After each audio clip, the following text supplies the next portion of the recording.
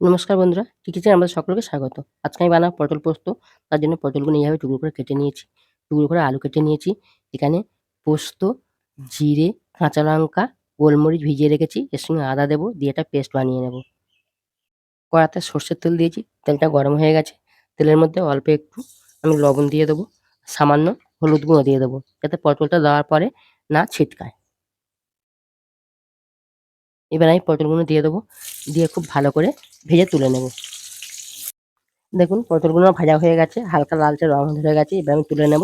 এর চেয়ে বেশি আমি ভাজবো না। এই তেলের মধ্যে আমি আলু দিয়ে লবণ হলুদ দিয়ে ভেজে তুলে নেব।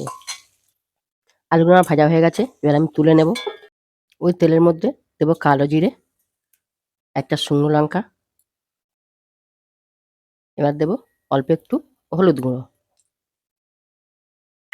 এবার দেবো বাটা মশলার পেস্ট, দিয়ে আমি খুব ভালো করে কষিয়ে নেব। দেখুন মশলার তেল ছেড়ে দিয়েছে। এবার দিয়ে দেবো ভাজা আলু, এটা দিয়ে আমি খুব ভালো করে কষিয়ে নেব। এবার দেবো ভাজা পটল। আপনারা চাইলে এখানে কাশ্মীরি লঙ্কা গুঁড়ো দিতেও পারেন, কোনো অসুবিধা নেই। আমি দিয়ে খুব ভালো করে কষাবো। এবার দেবো পরিমাণ মতো লবণ। আমি এখানে লঙ্কার গুঁড়ো দেবো না, কারণ কাঁচা লঙ্কা আমি অনেকটা দিয়েছি, গোলমরিচ আছে, বেশি দিলে ঝাল হয়ে যাবে। আপনারা ঝাল বেশি খেলে এখানে লঙ্কার গুঁড়ো অল্প একটু দিতে পারবেন।